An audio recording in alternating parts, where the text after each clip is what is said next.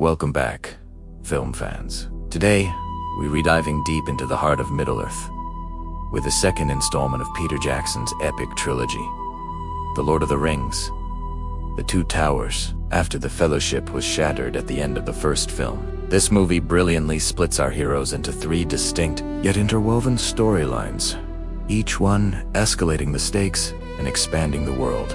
So grab your lembas bread and let's journey back into the darkness and heroism of this cinematic masterpiece. Our first path follows the most important quest of all, Frodo and Sam's treacherous journey to Mordor, with the weight of the One Ring growing heavier with every step. The landscape around them becomes as twisted and barren as the influence of the ring itself. Early on, they capture the creature that's been stalking them, Gollum. This is where the psychological drama really kicks in. Frodo, against Sam's better judgment, decides to trust Gollum to guide them through secret paths. What makes this storyline so compelling is the complex dynamic between these three. Sam is the unwavering voice of reason and loyalty, seeing Gollum for the deceitful creature he is. Frodo, however, sees something else. He sees a tragic figure, a former hobbit named Smeagol, destroyed by the very thing Frodo now carries. He feels a strange sense of pity, perhaps even a terrifying premonition of his own potential fate.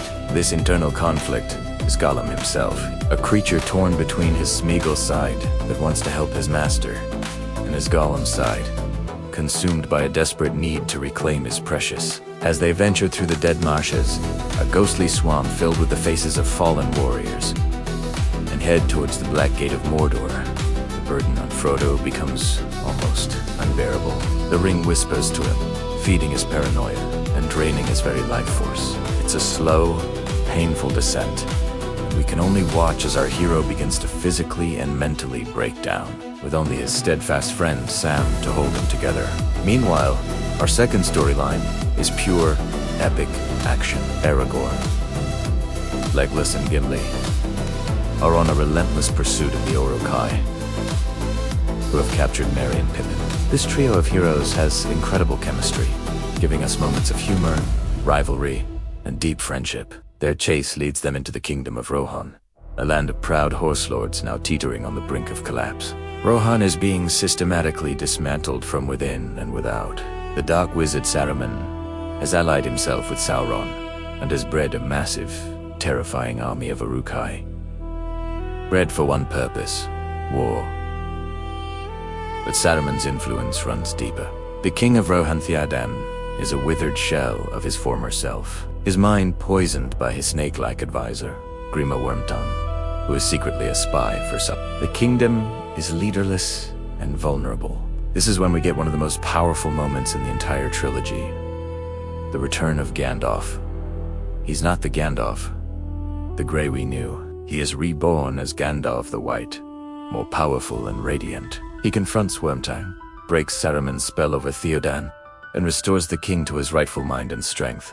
With his king restored, Rohan chooses to fight. They evacuate their people to the ancient fortress of Helm's Deep, a seemingly impenetrable stronghold carved into a mountainside. What follows is one of the most iconic and breathtaking battle sequences in film history. The Battle of Helm's Deep.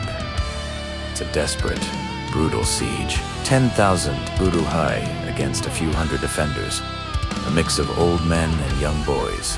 The scale is immense. The tension is unbearable. We see our heroes fight with everything they have. Legolas, with his impossible archery, Gimli with his raw strength, and Aragorn, stepping into the leadership role he was born for. The battle rages through a rain-soaked night, and just when all hope seems lost, as the Uruk-hai breach the final gate, Aragorn makes a final, defiant charge, and then, at dawn, on the fifth day, as promised, Gandalf appears on the horizon, leading a massive army of Rohan's riders. Their charge down the impossibly steep hill into the flank of the Uruk-hai army is a pure cinematic triumph, turning the tide and securing a hard one, but vital victory for the world of men. Our third and final storyline might seem small in comparison, but it's just as crucial. It follows the hobbits, Merry and Pippin. After a clever escape from their Uruk-hai captors during a Rohirrim attack, they flee into the ancient and mysterious Fangorn forest. This is not a friendly place for outsiders, and they soon encounter its guardian, Treebeard, a giant, talking, tree-like being known as an ent.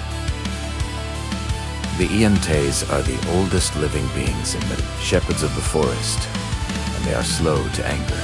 Treebeard is initially cautious and uninterested in the hasty affairs of hobbits and men. Merry and Pippin, however, manage to befriend him. They tell him of Saruman and the war brewing outside his forest. Treebeard is still hesitant to involve his people in a war that isn't theirs.